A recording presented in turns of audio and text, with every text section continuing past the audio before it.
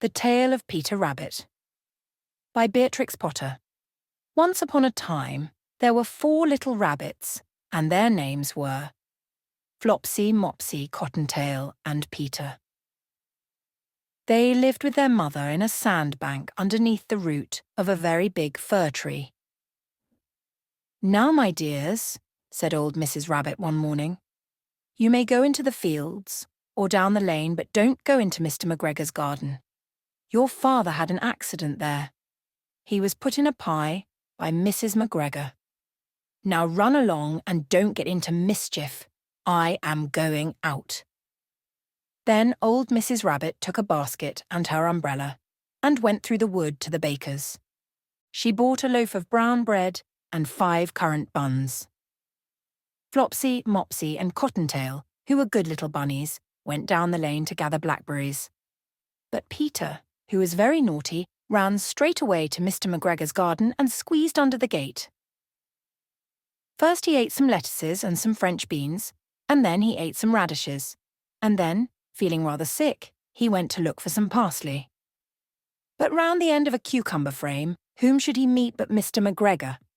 Mr. McGregor was on his hands and knees planting out young cabbages, but he jumped up and ran after Peter, waving a rake and calling out, "Stop thief!"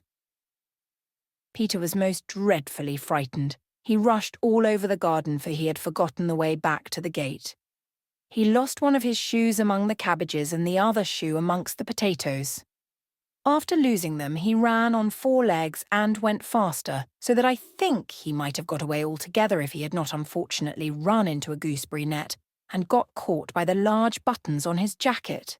It was a blue jacket with brass buttons, quite new.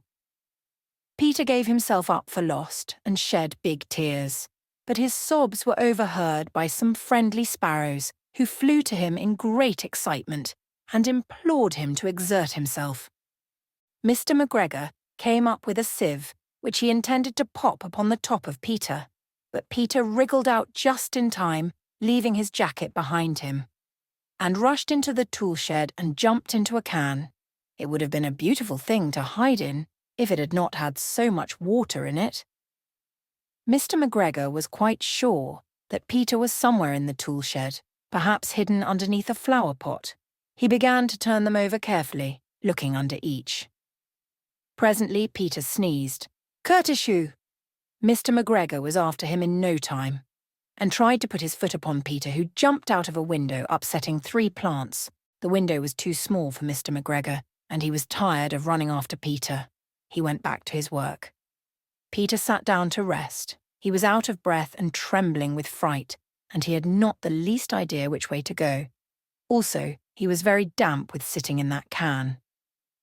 After a time he began to wander about, going lippity-lippity, not very fast, and looking all round. He found a door in a wall, but it was locked, and there was no room for a fat little rabbit to squeeze underneath.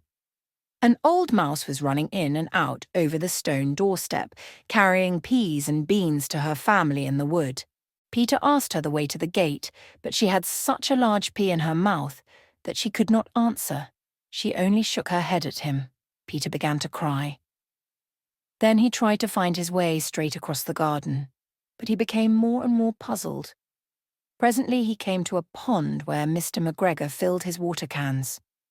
A white cat was staring at some goldfish. She sat very, very still, but now and then the tip of her tail twitched as if it were alive. Peter thought it best to go away without speaking to her. He had heard about cats from his cousin, little Benjamin Bunny. He went back towards the tool shed, but suddenly, quite close to him, he heard the noise of a hoe. Rich, scratch, scratch, scritch. Peter scuttered underneath the bushes. But presently, as nothing happened, he came out and climbed upon a wheelbarrow and peeped over.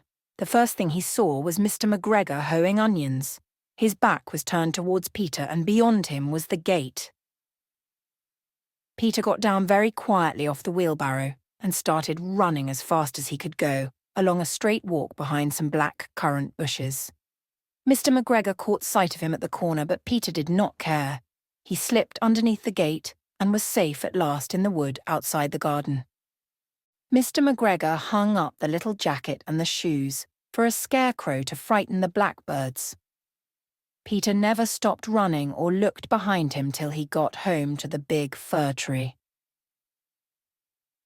He was so tired that he flopped down upon the nice soft sand on the floor of the rabbit hole and shut his eyes. His mother was busy cooking. She wondered what he had done with his clothes. It was the second little jacket and pair of shoes that Peter had lost in a fortnight. I am sorry to say that Peter was not very well during the evening. His mother put him to bed and made some chamomile tea, and she gave a dose of it to Peter. 1 tablespoonful to be taken at bedtime. But Flopsy, Mopsy and Cottontail had bread and milk and blackberries for supper.